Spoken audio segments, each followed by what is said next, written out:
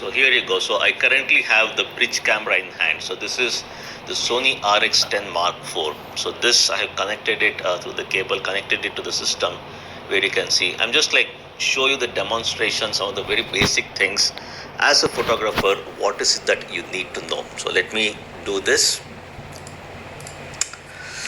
Okay, now very simple, like I am in my room here. Let me go complete wide. Now look at those parameters. Down you can see the ISO is there, aperture, exposure compensation, shutter speed. So all those various parameters you see as a part of the camera's exposure triangle parameters.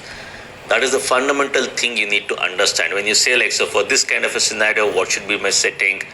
Really doesn't matter as long as you don't understand this. 6,000, 8,000, 10,000, 12,000. So as and when I keep moving, the shutter speed varies. That is because of the camera metering.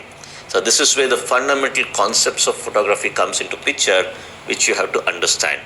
So here, if you see now, I'm aiming at the bright light and the shutter speed is very high. Whereas I go wide and come down here, lower portion of the screen on my keyboard, it's more of a black, dark tonality, not much light down here. I aim the camera down here near my keyboard, look at the shutter speed. For the same ISO 1000 and similar aperture, it has dropped down to 1/80. So if you are shooting anything against the bright sky, okay, so the aperture goes up, and this is where now if you see everything has turned dark. So overall on top you cannot see the curtain, everything has turned dark because again of metering concept of 18% gray. So if you want to get the details over there, you need to overexpose. So overexpose by at least 2 stops. So if you overexpose by at least 2 stops, see over there you can start seeing the details on top of the window. I put it back to 0, everything becomes dark.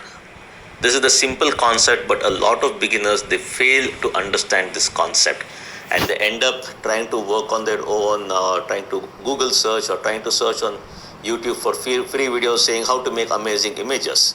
But if you don't understand this basic concept, you can never excel in photography. Okay, so again down, if you come here for the same exposure compensation of 0, if you see, the shutter speed totally drops down.